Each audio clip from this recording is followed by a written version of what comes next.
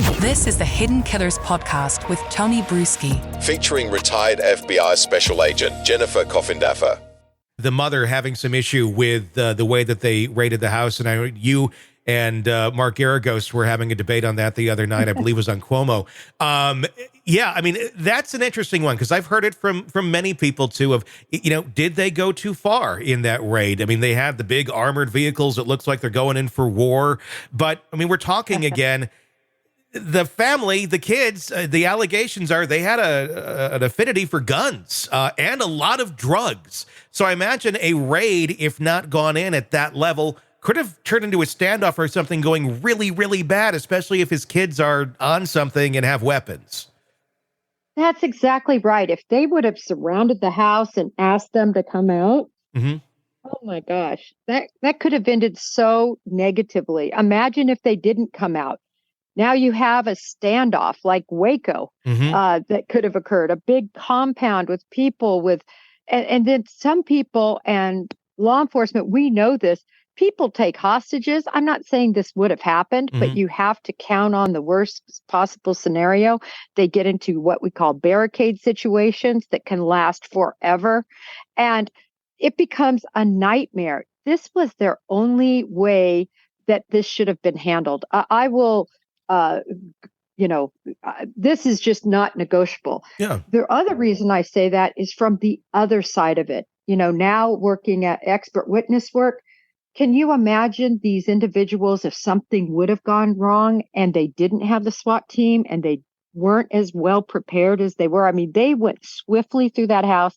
You can tell they had the blueprints. You can tell they practiced. They just moved perfectly through that house. They did everything by the book. And if something would have gone wrong, everything they did would have been under a microscope. And so if you just would have willy-nilly thrown in agents that weren't tactically trained, that would have been a mess. Or if you would have had a standoff, can you imagine a standoff? What that would have yielded in terms of time, expense, people possibly getting hurt. So they did it right. They did it by the book, period. And there was no ulterior motive other than getting in and out swiftly. Sure. Let's talk about the actual raid itself and what they were looking for. Obviously, there's an affidavit somewhere that says, here's what we're going after. We haven't seen it yet. But when they did go in there, how difficult is it to find those sort of things? I mean, you're talking, I don't know what the square footage of these homes are, but they're freaking huge. And I'm imagining if you have this sort of material that they're looking for, it's probably not just sitting on the kitchen counter somewhere, with a big thumb drive that says, Diddy sex videos. Although, wouldn't that be hilarious if we find out, like, this is it was right there next to the toaster. But I'm guessing it's probably somewhere a bit hidden away. How do you go into something like that and effectively find it? Obviously, a lot of things get torn up, but is that just it? It's kind of like just start ripping things apart and keep looking, or do they have some information going in as to it's probably in this bedroom or it's probably here or there?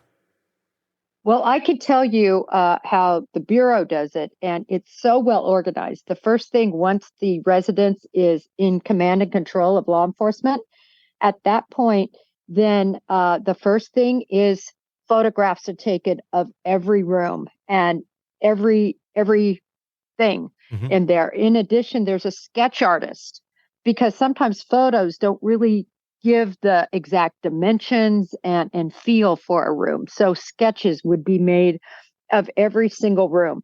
Each room would be given a designated letter.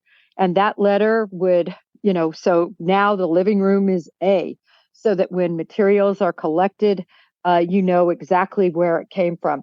There would be one designated collector of the evidence, even though lots of people would be searching.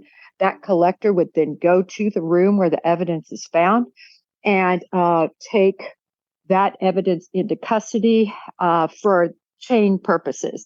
So when they're looking, there is nothing that will be left unturned. They're going to look in the attic, in basements, and crawl spaces, and every possible place where I'm sure they had on their warrant papers, and pretty much a paper can be anywhere. So that's going to give them the ability to look every place in those mansions. I'm going to guess a lot of the things they were looking for were digital. I mean, that's just my speculation, especially if they're looking for these tapes, these sex tapes, these security tapes, these allegations that all of these things were on record somewhere with Diddy. When you're going in and looking for that, obviously, if you're just, looking at a computer, you have no idea what's on it, or a thumb drive or whatnot. Do you just basically go in and then take every piece of electronic equipment that would be holding that or potentially holding that sort of material to go and review? Or do you have to say it's on this piece that we're going to take?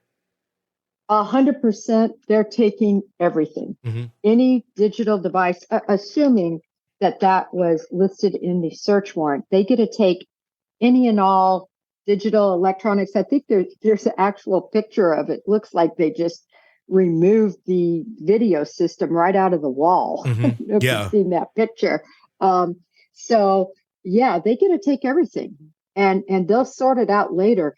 If they had to go through all that digital evidence there, they'd still be there, and they'd be there for months. So sure. They take it all, ferret it all out, mirror image, meaning if they can, and then they return the devices typically to the people once it's completely mirrored. Mm-hmm. Sick of the ads? We are too. Start listening with no commercials now and get access to all of our episodes in advance of everyone else. Become a True Crime Today Premium Plus subscriber on Apple Podcasts. Search True Crime Today Premium Plus on Apple Podcasts or go to our podcast page and sign up now. True Crime Today Premium Plus. Sign up now.